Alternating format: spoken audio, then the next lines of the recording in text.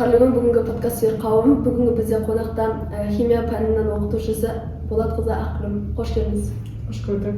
Шақырғандарыңызға рахмет. Ақгүлім Болатқызы, сіздің балалық шағыңыз несімен қызықты өтті?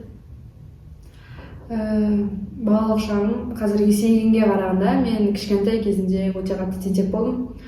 Үйде отыра алмайтын, сабақтан келгеннен кейін ойынға шығып, түн батқанда бір келіп, содан кейін барып сабақ оқитын.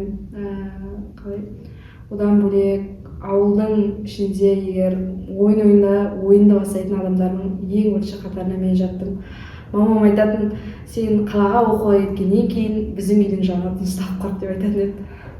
Сондай балалардың қатарынан болдым. Балалық шағым жалпы қызығы мен шыжығына толы болды.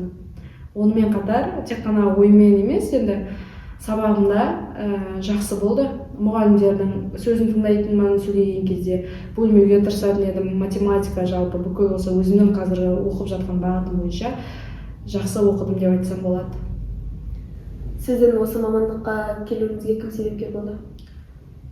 Бұл мамандыққа келуге мені химия пәнінің оқытушысы болды. Яғни 8 сыныпта ең алғаш бізде химия басталған кезде сол апаймен бірге жолдан кезде көп оқымайтынмын, өйткені айтсам қырсықтығым бар. Егер мен сөйлеген кезде апай тыңдамай қалса оқымай қалатынмын.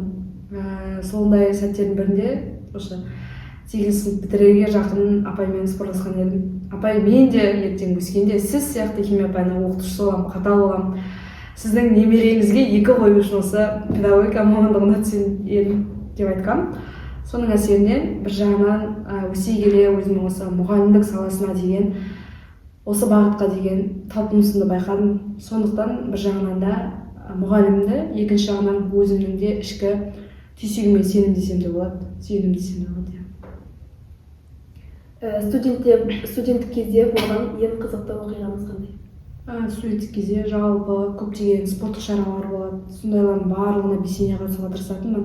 Өйткені үлкен апа-ағаларының өзі айтатын, қазір студенттік шақта қызыққа толы болса, ертең өскен кезде өздеріңе есіңе түсетін нәрселер болады ғой. Көңілді студенттік шағым көңілді өтсін деп айтатын. Соның әсеріне көптеген шараларға қатысатын. Көбіне білім жағынан емес, енді былай спорт жағындағы көп шараларға қатысатынмын. Сабақта жалпы ғылыми конференцияларға да қатысқанмын, жалпы инклюзив бағытына бойынша да. Екі жақпен де бір жағына қарасам, бірдей тепе-тең ұстағанымды білемін. Сол жағымен қызық болды. Сіз егер осы мамандықты таңдамағаныңызда басқа қандай мамандық таңдар едіңіз? Қазір мен уже ғылыми бағытқа айтқым келеді. Өйткені байқағаным, сөйлегеннен гөрі көбіне іс-әрекетті істеген жақсы көреді екен. Қазіргі арманымда бірі осы.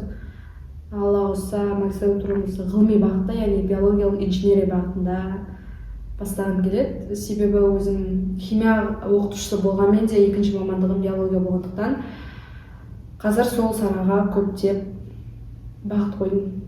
Мысалға айтатын болсақ, жаңа өсімдіктердің түрін зерттеу, ел көріп, басқа ғалымдармен әріптесіп, жалпы болып жатқан генетика жағынан да болсын, осы биологиядағы әртүрлі жаңалықтардың аталған кезде ғалымдардың есінде менің де есімім болғанын қалаймын.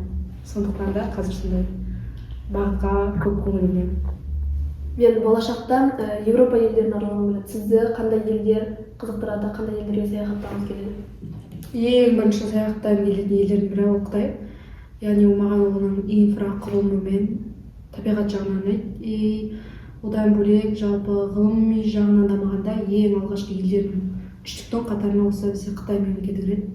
бір жағынан негізгі мақсатым сол. Ғылымның әртүрлі салаларын бар осы Қытай елінен қазіргі уақытта шығып жатыр ғой. Сондықтан Қытай мемлекетіне аралағым келеді.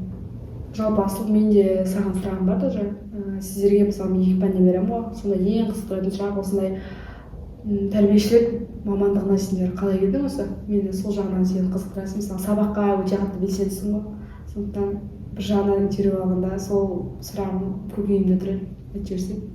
Мен бұл мамандыққа бастауышта берген мұғалім осы мамандыққа жақынсың, осы мамандыққа қарай жақынсың, өзіңде қара ойлар, бірақ мен сені осындай мамандық иесі болады деп ойлаймын деп. Бағыт берген. Сосын өзіңе бір жағынан өзіңе ұнады ма? Сондықтан келіп тұрсың иә мамандық. Жақсы, мықты ғой.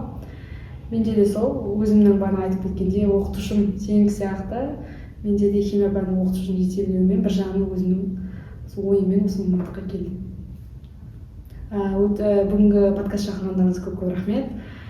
Алдағы уақытта жақсы тағы да басқа оқытушыларда сіздердің подкасттарыңыздан көре беремін деген тілектемін.